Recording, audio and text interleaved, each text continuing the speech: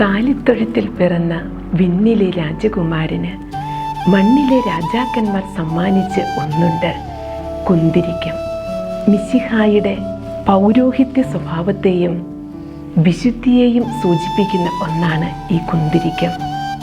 കത്തോലിക്ക ദേവാലയങ്ങളിൽ പ്രാർത്ഥനയുടെ ഭാഗമായിട്ട് ധൂപക്കുറ്റികളിൽ ഉപയോഗിക്കുന്ന ഈ കുന്തിരിക്കം ദൈവത്തോടുള്ള സമ്പൂർണ്ണ സമർപ്പണത്തിൻ്റെയും സ്വർഗത്തിലേക്ക് ഉയരുന്ന മനുഷ്യൻ്റെ ഹൃദയാർച്ചനയുടെയും പ്രതീകമാണ്. പരിശുദ്ധിയുടെ പ്രതീകമായ സൗരഭ്യം പരത്തുന്ന ഈ കുന്തിരിക്കം ഇന്ന് നമ്മോടോതുകയാണ്.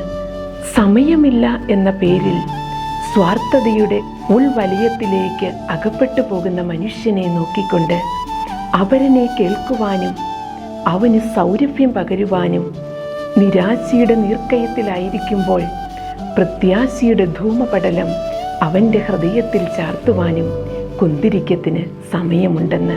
പ്രിയമുള്ളവരെ, ഉണ്ണിയേശുവിൻ്റെ തിരുപ്പിറവിക്കായി ഏറ്റവും അടുത്ത് നാം ഒരുങ്ങുമ്പോൾ അവിടുന്ന് നമ്മെ ഓർമ്മിപ്പിക്കുകയാണ്: ഉണ്ണിയേശുവിന് കൊടുക്കുവാൻ നമ്മുടെ കയ്യിൽ എന്തുണ്ട്?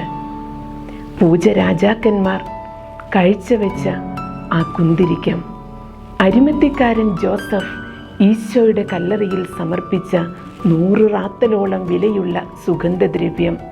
ഇന്ന് വിലയുള്ള എന്തെങ്കിലും ഉണ്ണിയേശുവിന് കൊടുക്കുവാൻ എൻ്റെ കൈവശമുണ്ടോ?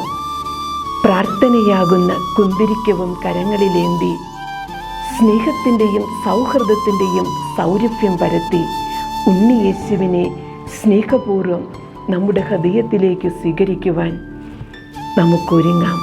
അങ്ങനെ ഉണ്ണിയേശു നമ്മുടെ ഹൃദയത്തിൽ വന്ന് പിറക്കട്ടെ.